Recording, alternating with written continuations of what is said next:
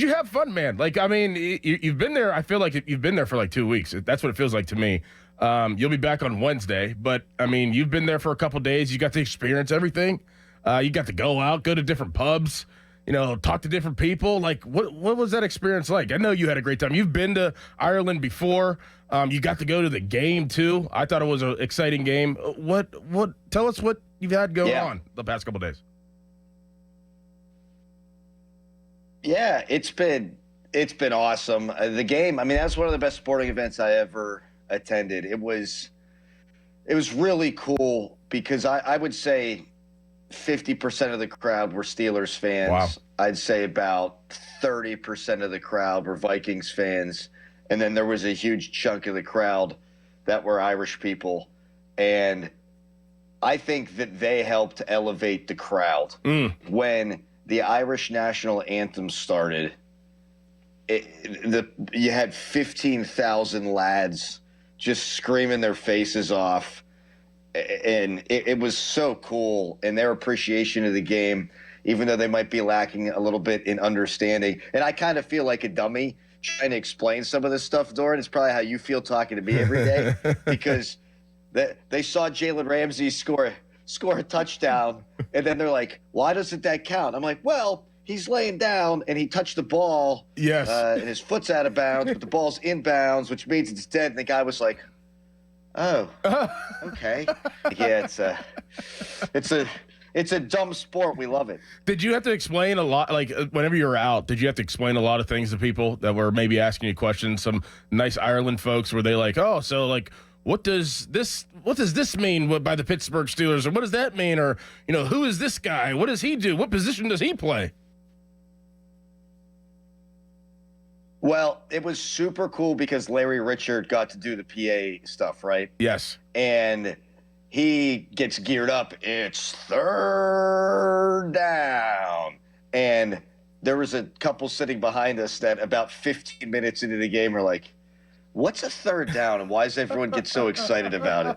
So we explained that, and it was super cool. I met an Irish guy named Cian, C-I-A-N, Cian, a couple of nights ago, who says he is in a fantasy football league with 4 people. He says all the teams are really good, but he only has 3 buddies that are football fans. But the whole town was jacked up about it, man. Like, it was the biggest event, obviously, going on in this country. And every pub was super welcoming to Steelers, Vikings, NFL fans. That's the other thing, Doran. There was a ton of just random NFL jerseys all through the stadium. Really? I mean, I saw Carson Wentz. I saw Aaron Rodgers Green Bay jerseys. Just a mosaic of football love in this foreign land, if you will, and it was pretty cool to see. So the Guinness on tap compared to the Guinness here that we get, explain it. Because I had FOMO. I think you probably saw my picture. I was missing my guy, Adam Crowley, and I know that you love Guinness. And I've told you probably before, like, I was like, I'm not really that big on Guinness. You look at me like, what? But I honestly hadn't really appreciated it. I probably had a Guinness maybe before this weekend one time, and I was just like, okay, it's fine. I had a Guinness this weekend, and it was unbelievable. I appreciated it. I appreciated the taste. I appreciated the culture, and I was sitting on my couch, and I was like, man, my man Crowley's there. I know he's having Guinness on tap. I know Aaron Rodgers loves Guinness on tap. The difference between that and having a Guinness here is what? Well, I'll tell you, you had it from a can, right? I did, but it had that little thing in it. It had I don't know. I guess it was like a nitro thing that makes it taste. Yeah. The cans are actually pretty good in the United States.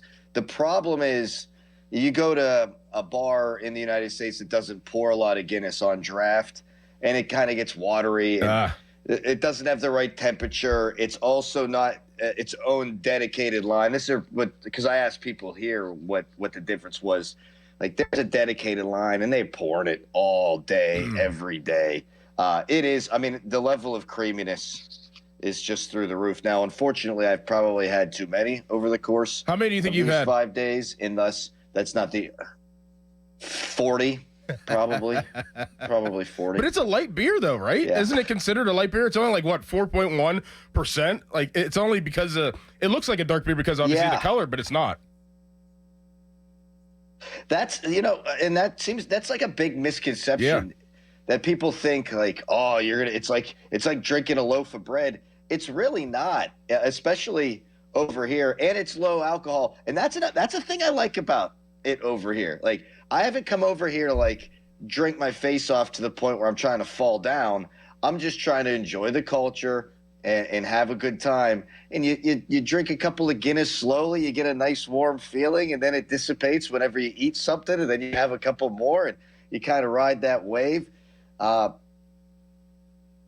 It's been a glorious experience drinking all the black stuff. Unfortunately, my stomach has not responded all that well in the last 48 hours. I'll tell you another thing, too.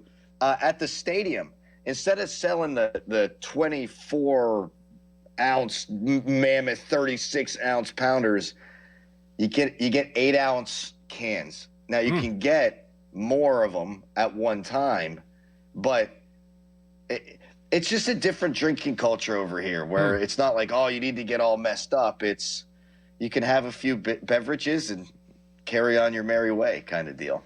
Best meal that you had while you're there?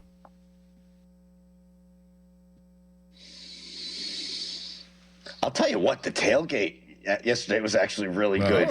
Okay. There was ribs. I got to send you a video of they did the thing that cool where they brush the meat with like the spices that they're like with like buttery spice. I can't explain it. I'm not a food doctor, but that was good. The ribs at the tailgate were good.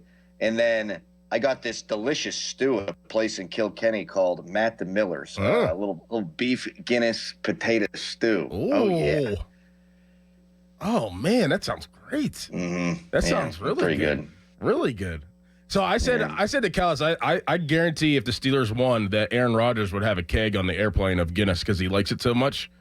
Do you think that's true? Because I saw a picture of T.J. Watt and Cam Hayward drinking Guinness in like the locker room after the game. I bet you Aaron Rodgers had somebody. I mean, he's Aaron Rodgers. He's got millions of dollars. He's one of the most highly profiled quarterbacks ever in NFL history. I'm sure he got somebody to get a keg imported to the airplane for the ride home of Guinness so all his teammates and everybody can enjoy it. I think he was bummed out that they didn't come earlier. I mean, I know he had said that. I think he wanted to hang out in Ireland a little bit more. Actually, funny story. I don't know how the Steelers celebrated. I know for a fact how the Vikings got it on last night because every pub that I traversed at, we saw multiple Minnesota Vikings players, including one that asked my sister-in-law if she was alone. And what? I said, you could take her. You can take her. There's nothing I could do. I can put her right in your pocket. Well, they're going right to London, right? So I guess they would stay. This. Yeah, because exactly right. And they were cool. And a lot of the Irish lads were like, "Oh, are you guys players?" And the one, I don't know who it was for the Vikings, but had a great line. He goes, "Oh, we're Spanish. We're from Spain," and everyone seemed to buy that. Yeah. And I'm like, what do you think people in Spain are eating? Like, these are the biggest 7 people in the entire country right here. Okay, like they played in that football game. If you think otherwise, you're on crack.